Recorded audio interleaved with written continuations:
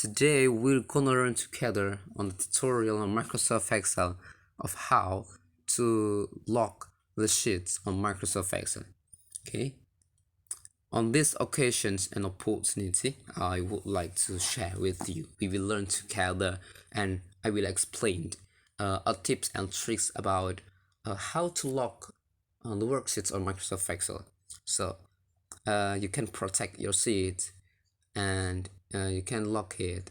So the goal or the purpose is to the file that you want to send to another people, so the people will do not change, okay, about your sheets or your works, because you need to protect it and then give a password. So from many people that have the password, I think that so they can make a change. So it is so important for us because we do not need to share our sheets by giving many people to edit our data because it's important.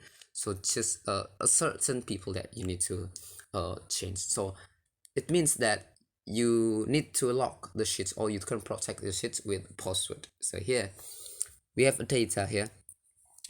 Okay, we go to the review tab on the menu tab and then protect sheet here. Okay, you see the lock symbol here as a protect sheet and the password to unprotect sheet. So you need to type the password here. Okay, so Microsoft Excel will ask you about the password to unprotect sheet, and if you want to share the password from a certain people, so they can open our sheets. So there are also some choices about the allow all users of this worksheet too. Select log cells, select unlock cells, so format cells, for formatting rows, insert columns, hyperlinks, delete columns, delete rows. It's the access for another people to change or to edit our worksheet. So yeah, this is so important because you can make some rules for people to edit our data or our sheets. For example, password like this 1234, for example, and then re-enter password to proceed. So Microsoft Excel asks you to re-enter the password 12345. Well, sorry, 1234, and okay. So it's successfully protected. Okay, this is from unprotected sheet.